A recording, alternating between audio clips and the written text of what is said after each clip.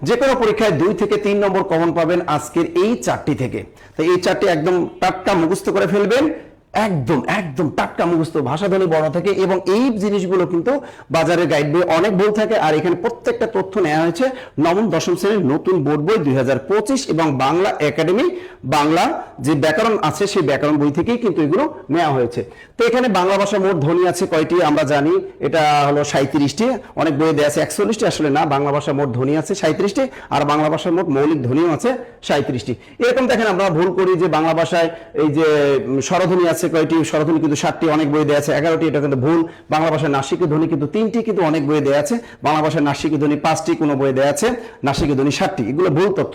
তাই এখানে এই যে নাসিক বর্ণ কিন্তু 7টি, নাসিক ধ্বনি কিন্তু 3টি। আমরা অনেকেই জানি স্পর্শ ধ্বনি কিন্তু 25টি, আসলে স্পর্শ ধ্বনি 25টি না, স্পর্শ ধ্বনি কিন্তু 20টি। এইরকম দেখেন উষ্ম ধ্বনি এরকম আছে, উষ্ম বর্ণ আছে, পার্শ্বিক ধ্বনি আছে, কম্পোজাত ধ্বনি, এরকম এই যে জিনিসগুলো নিয়ে আপনাদের অনেক সমস্যায় পড়তে হয় 9টের নতুন বোর্ড বই এবং পুরাতন বোর্ড বই নিয়ে। তো এই চারটা যদি আপনি একটু পড়তে পারেন, ইনশাআল্লাহ এই সমস্যাটা থেকে আপনি রেহাই পাবেন এবং যে কোনো পরীক্ষায় এখান থেকে 2 থেকে আপনি 3 নম্বর অনায়াসই রাখতে পারবেন।